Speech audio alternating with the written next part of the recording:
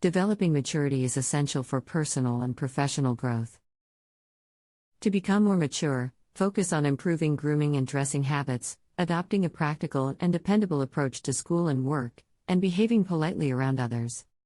Active listening is key to displaying maturity, where you engage in conversations with genuine interest and respond sincerely.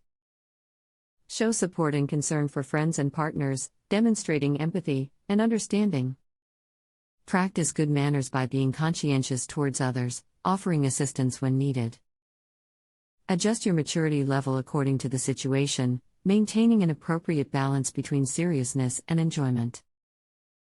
Arrive early for meetings and events to convey you value others' time and as a display of professionalism. Show dedication and self-respect by coming prepared for class or work.